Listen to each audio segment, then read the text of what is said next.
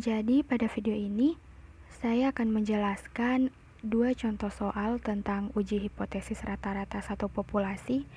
Tapi sebelum itu, contoh soal yang saya gunakan ini saya mengambilnya dari YouTube, yaitu dari channel Kuliah Statistik.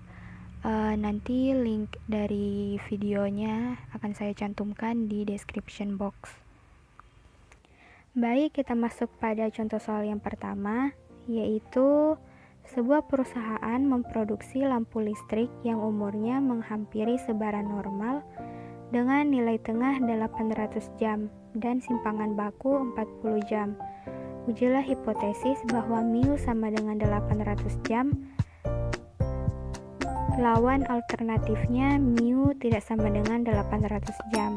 Bila suatu contoh acak 30 lampu menghasilkan umur rata-rata 788 jam, gunakan taraf nyata 0,04. Jadi pertama-tama itu kita harus menentukan hipotesis awal dan hipotesis alternatifnya, yang dimana hipotesis awal ini dia harus mengandung sama dengan, sehingga hipotesis awalnya yaitu mu sama dengan 800 dan hipotesis alternatifnya yaitu mu tidak sama dengan 800. Nah, berdasarkan soal juga telah diketahui bahwa rata-rata atau X bar yaitu 788, alfa atau taraf signifikansi yaitu 0,04, jumlah sampel atau N yaitu 30, dan sigma atau standar deviasi populasi itu telah diketahui yaitu 40, maka bisa menggunakan statistik uji Z, yang dimana rumus dari statistik uji Z ini yaitu Z sama dengan X bar kurang mu0 dibagi dengan sigma per akar N. Selanjutnya yaitu dengan mensubstitusikan nilai yang telah diketahui ke dalam rumus statistik uji Z dan mendapatkan hasil min 1,643. Nah, karena di sini kita menggunakan statistik uji Z, maka titik kritis itu diperoleh dari tabel Z, yaitu Z 0,02. Nah, Z 0,02 ini dia diperoleh dari Z alfa kurang Z alfa bahagi 2, karena kita menggunakan pengujian hipotesis dua arah, yaitu Z 0,04 dibahagi dengan 2 atau Z 0,02, sehingga titik kritisnya yaitu 2,054. Nah, selanjutnya kita masuk pada grafik. Nah, di grafik ini itu untuk menentukan wilayah tolak. Nah, wilayah tolak ini dia digunakan dua luas wilayah tolak, karena di sini kita menggunakan hipotesis dari uji dua arah, sehingga pada sebelah kiri luas wilayah tolaknya yaitu 0,02, dan di sebelah kanan juga luas wilayahnya 0,02. Di situ juga ada titik kritisnya, yang di sisi kiri ada min 2,054 dan di sisi kanan ada 2,054.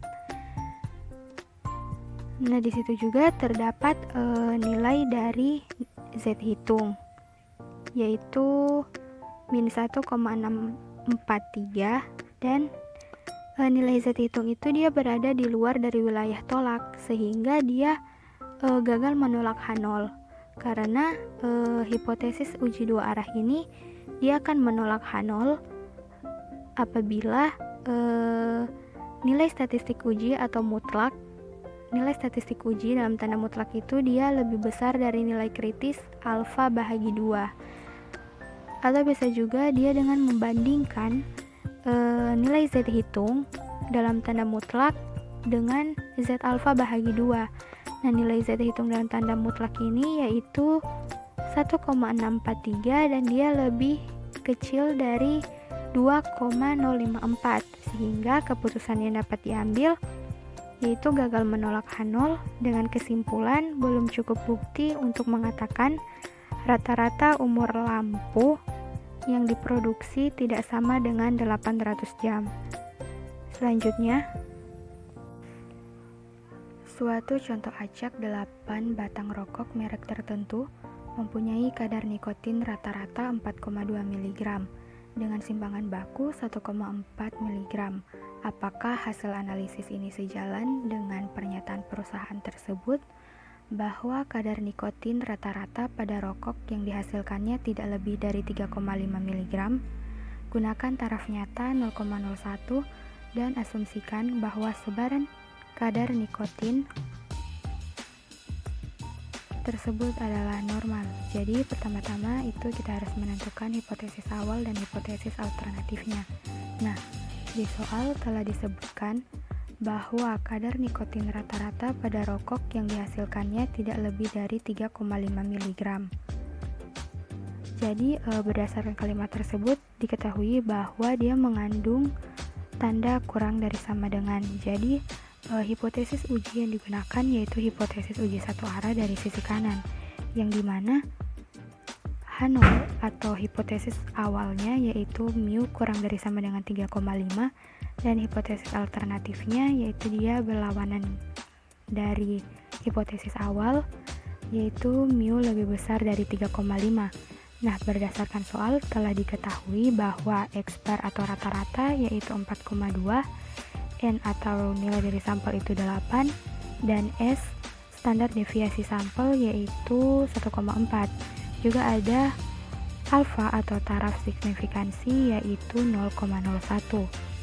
Nah, karena sigma atau standar deviasi populasi tidak diketahui dan nilai sampel yaitu 8 kurang dari 30, maka dia menggunakan statistik uji T, yang dimana rumus dari statistik uji T yaitu T sama dengan X bar kurang mu 0 dibagi dengan S per akar N.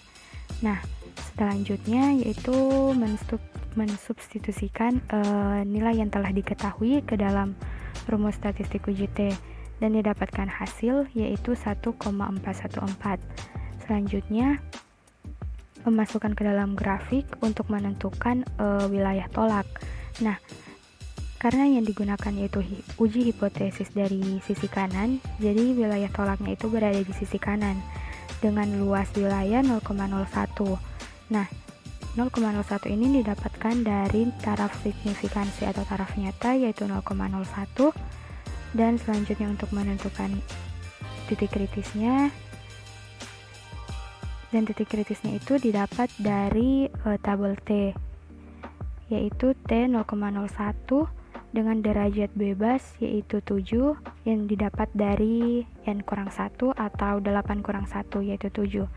Nah, titik kritis yang didapat yaitu 2,998. Kemudian dapat dilihat lagi pada grafik karena nilai statistik uji T yaitu 1,414 itu dia kurang dari nilai titik kritis atau dia di luar dari nilai signifikansi atau wilayah tolak, jadi dia gagal menolak H0 karena hipotesis uji dari sisi kanan itu dia akan menolak H0 jika nilai statistik uji lebih besar dari nilai kritis alfa. Nah, bisa juga dengan cara membandingkan nilai T hitung dengan nilai kritis, yaitu nilai T hitung yang didapat 1,414 yang dimana dia lebih kecil dari 2,998.